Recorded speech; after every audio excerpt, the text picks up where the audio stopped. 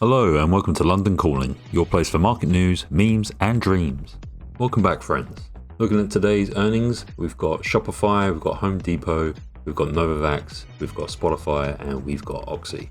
Again, as I said the other day, Warren Buffett is sitting on a cash pile, although he does love his Oxy. So it'd be interesting to see their results, as well as Shopify, who've been doing really well lately. Looking at the heat map, you can see that the tech sector didn't do so well today. Nvidia, that's been pushing the whole market down a little bit. Same with Apple, same with Microsoft, and Meta as well. Only really Google from the tech sector doing that well. And we have Tesla over here doing really well, another 9% on the day.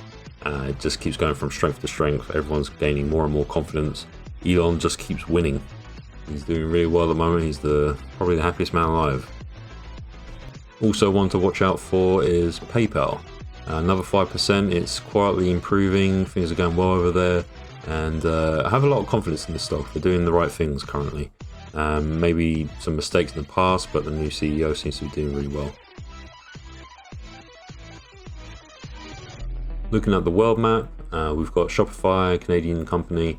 As I mentioned, they've been doing really well. They've got their earnings report coming up, and consumer confidence seems to be high. We also had Alibaba, who added another percentage point.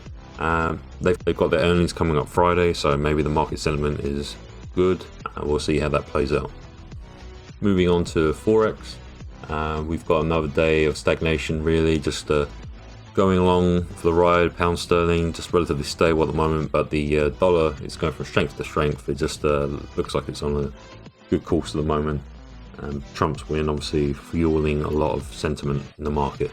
And you can see that echoed in terms of the USD against the euro. So the dollar again stronger, and the euro weakening over a 7-month low versus the dollar. Seems to be fueled by the tariff talk. There's a lot of worries around that, whether that's going to impact the euro.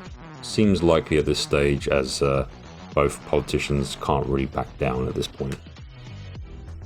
In terms of the market calendar, not much this week anyway, but we've got some German CPI data that may indicate things in terms of the euro and how that's going at the moment.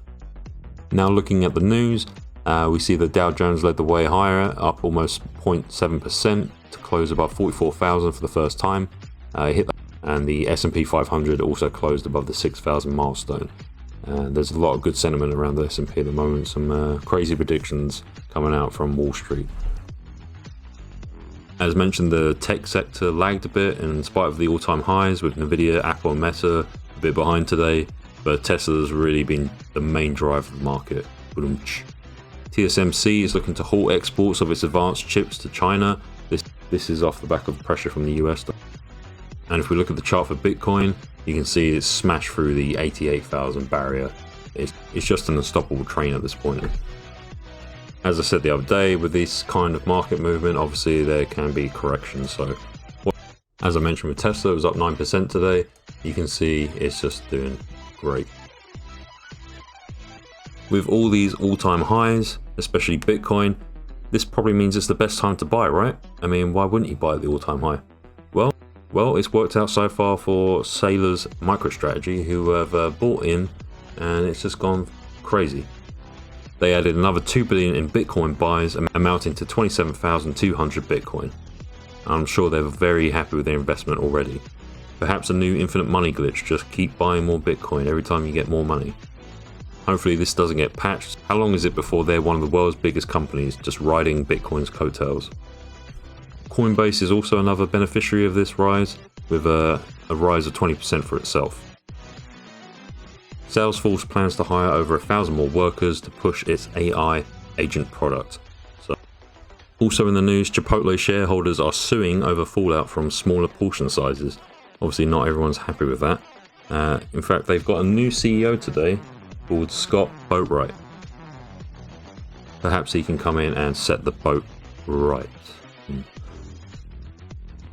And now we move over to the best bit, the memes.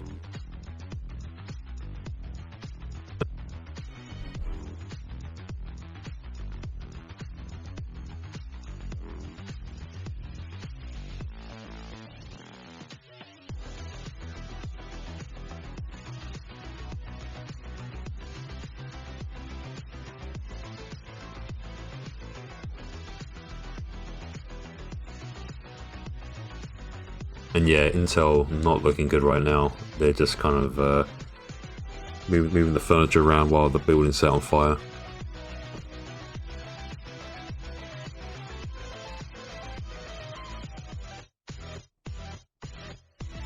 Thanks so much for watching. Make sure to comment below, let us know how you're doing. How are you faring during this time? Obviously a lot of green out there. And make sure to like, comment and subscribe.